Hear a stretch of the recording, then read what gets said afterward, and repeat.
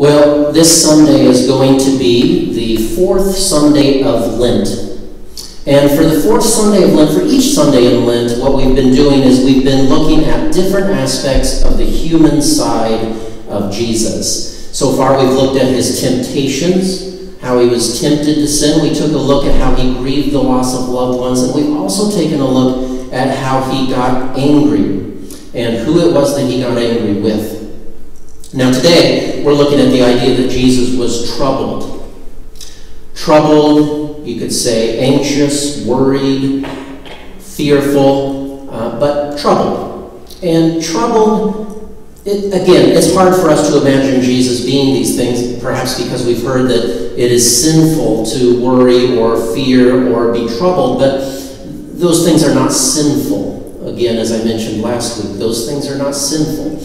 And so Jesus was certainly troubled, and we're going to look at a couple of cases when Jesus was troubled, and then we're going to take a look at how that informs us in living through this time of a pandemic.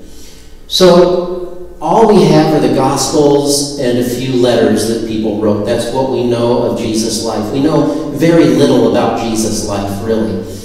So there are certainly times when Jesus would have been troubled that we don't even know about. And I'm not mentioning all of the times that he was troubled today, but I want to mention two of them. And they were in our scripture readings that Joanne read for us. Now the first one from the first part of the scripture reading was from Matthew 23. And this is when he was crying, as it said, he was crying over Jerusalem. And so he is troubled about the city of God, Jerusalem. Why would he be troubled?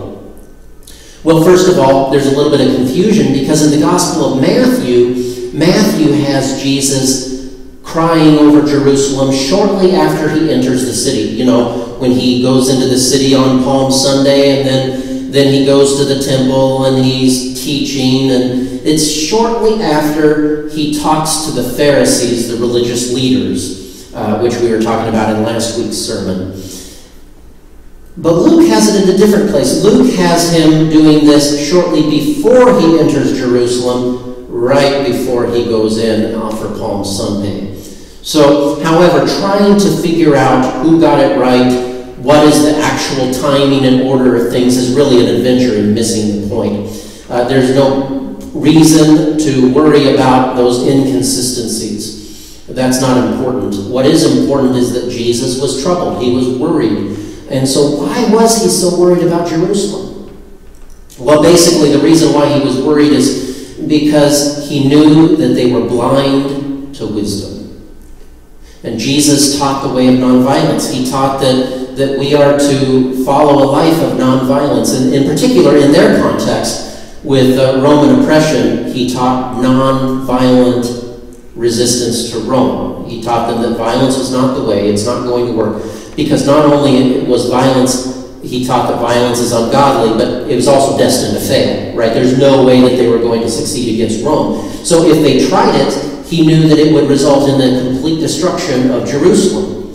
And yet he understood the people. He understood that they wanted a Messiah of violence. They wanted a Messiah who would create an uprising. They wanted a Messiah who would fight for freedom. And so it was kind of, I guess you could say Jesus was troubled because he felt that perhaps some of what he was preaching was in vain. He probably knew how Jeremiah felt. Jeremiah in the Old Testament, Jeremiah is known as the weeping prophet because he would preach to the people repentance of sin. We need to turn back to God or disaster is going to happen. And he was called to preach for his entire life on this idea of repenting, turning back to God, knowing that people wouldn't do it. How discouraging that would be to preach your whole life knowing it's not going to make a difference, knowing that people aren't going to listen. Jesus must have felt the same way, knowing that even though he taught people to love their enemies and to turn the other cheek, that indeed what would happen is that they would follow somebody else to fight against Rome. And that's what happened. And Jerusalem was destroyed. So another time when Jesus was troubled is one that we might be a little bit more familiar with. This is the Garden of Gethsemane. When Jesus is with his disciples after the Last Supper in the Garden of Gethsemane, and he is praying. He is praying because he is scared. He's troubled. And he prays that if it be possible, that God would take this cup of suffering from him, as he puts it. Basically, I don't want to die, right? That's what he's saying. I don't want to die. And this is his greatest temptation, as we talked about on the first Sunday of Lent. His greatest temptation was to avoid suffering, to avoid the cross, and I don't want to die. And so he prays this for a good amount of time, and then yet he knows that this is what will happen. And indeed, when he is finished with his prayer, that is when Judas comes with the guards to arrest him. So, I think it's okay that Jesus was troubled. Sometimes we think Jesus was just self-assured and confident and determined the entire time, but that was not the case. If Jesus were confident, self-assured, and determined the whole time, then he wouldn't really be human, would he? And we believe that Jesus is both human and divine, but that doesn't erase his humanity. And so just like you and me, there are times when he felt troubled. And I think that that's a good thing, because that helps us and reminds us that it's okay for us to feel that way too. We are living in uncertain times. We don't know for sure what's going to happen. This pandemic, this coronavirus pandemic, in some ways, it's nothing new. They happen from time to time throughout history, but it is new for us. And it's different now because we are so connected.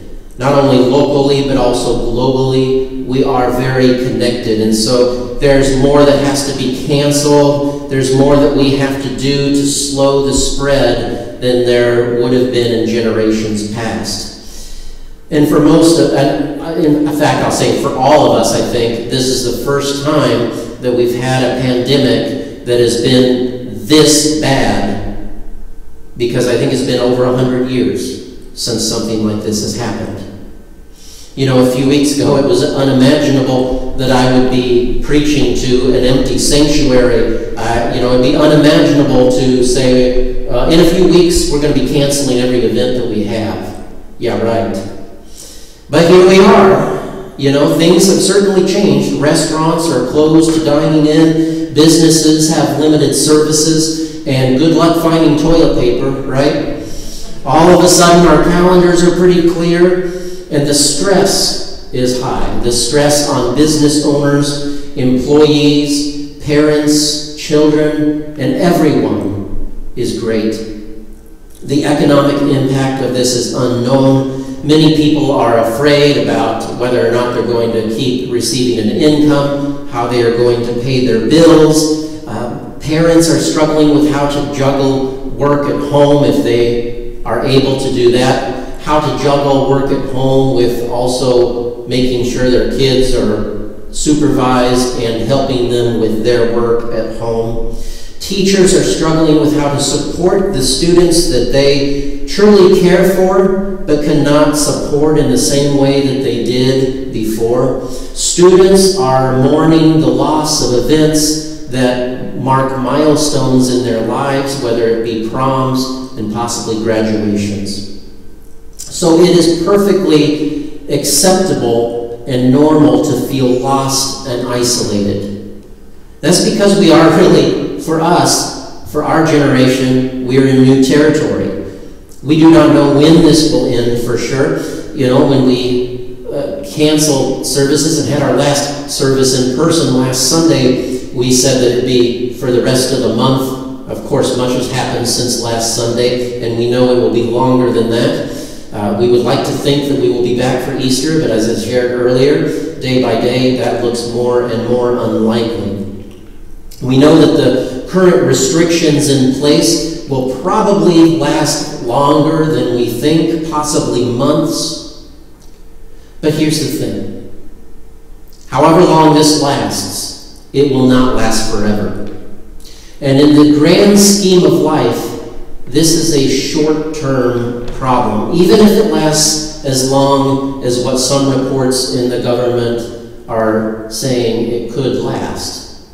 And by the way, whichever reports you hear, the fact is we don't know. We don't know right now. And a lot of it depends on the things that we do and the measures that are taken. And I am certainly not a medical expert or any kind of a science expert to be able to tell you or to make predictions. But even if it is short-term in the grand scheme of things, it's still tough. It doesn't seem short-term. And if you feel lost, isolated, anxious, or afraid, it doesn't mean that you lack faith. It means that you are human, like Jesus. In a way, we are all kind of in a social exile. As we think about the Old Testament exile, when the people of Judah were exiled, Babylon, another country, another nation named Babylon, came down and destroyed their city. Their city was destroyed oftentimes.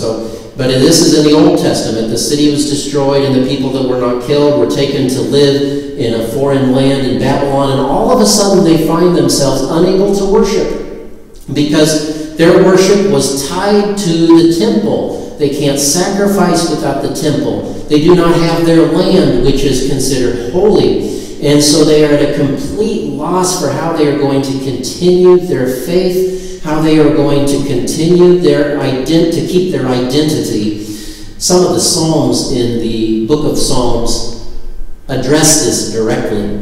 One of them in particular is Psalm 137, and I'll share with you just the first few verses from that.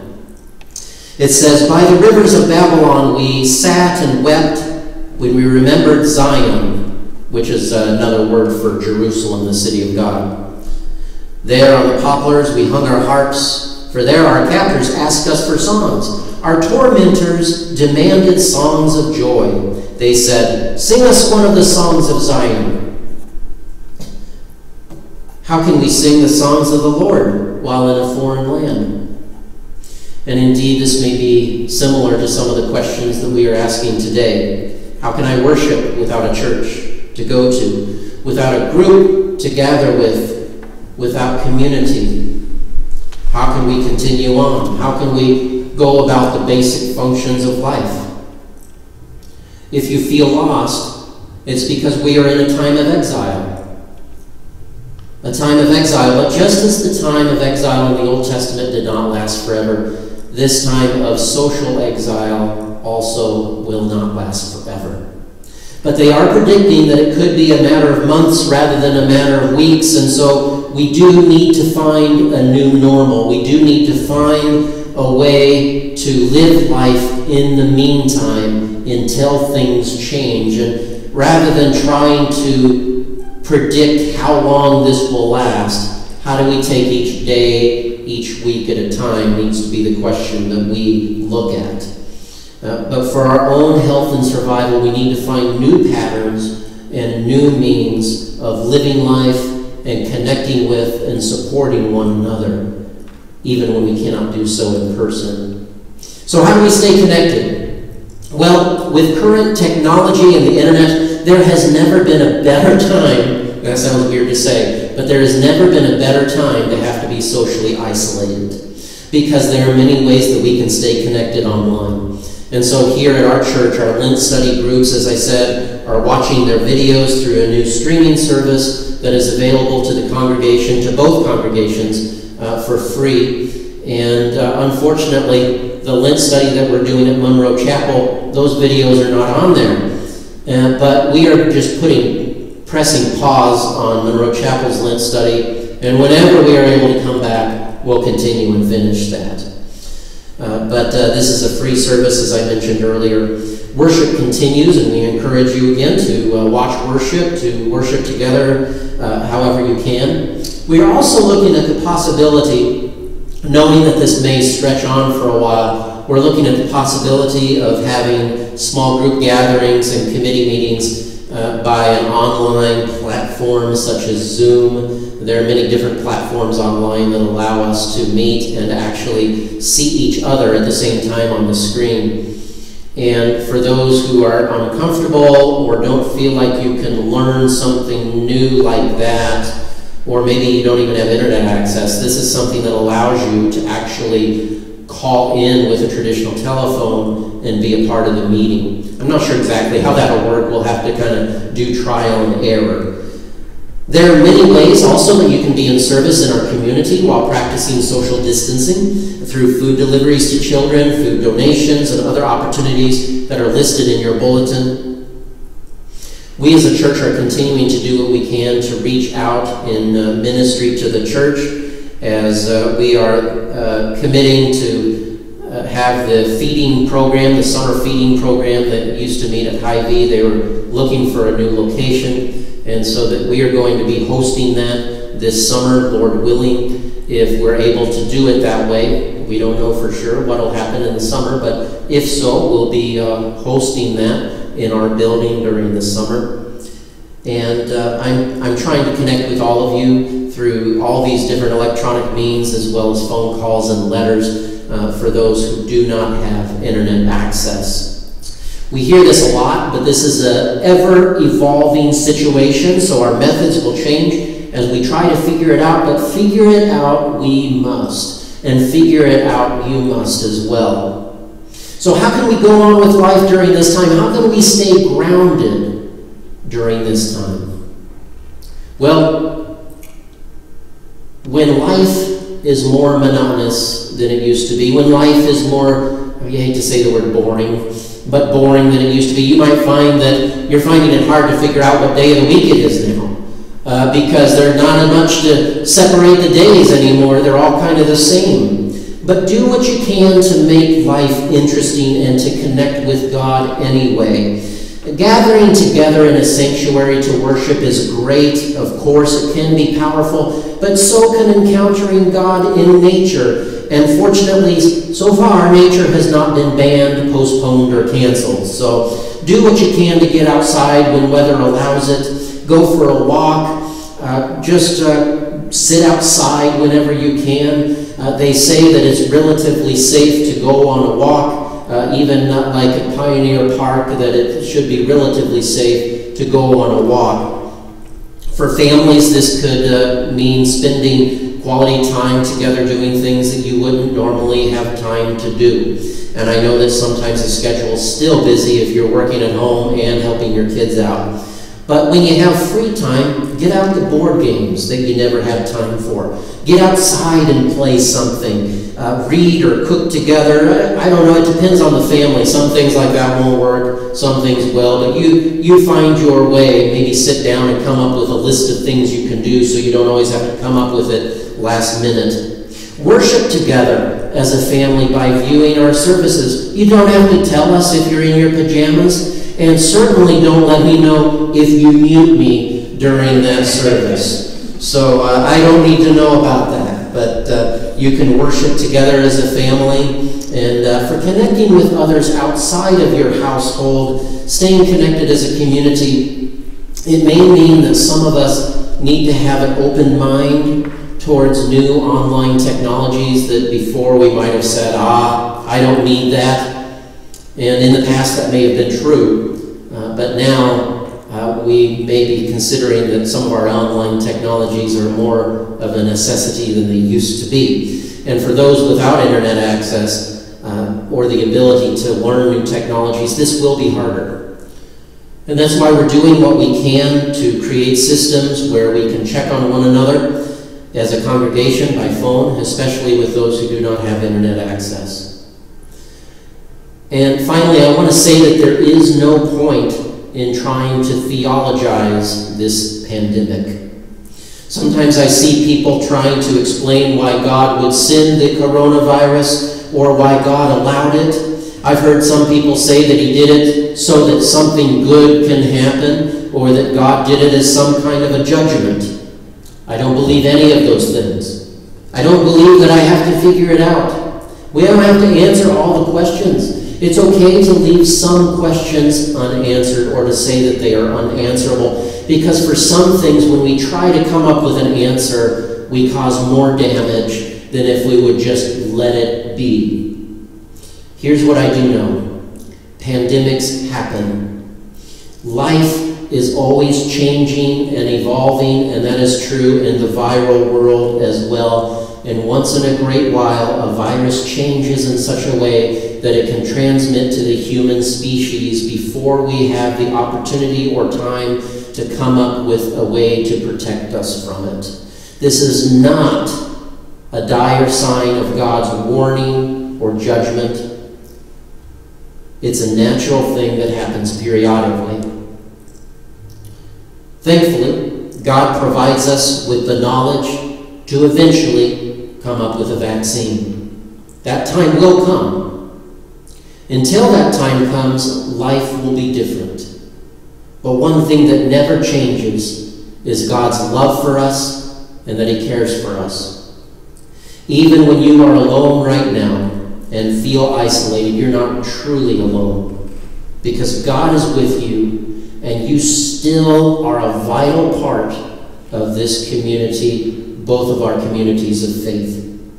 So stay in touch with one another.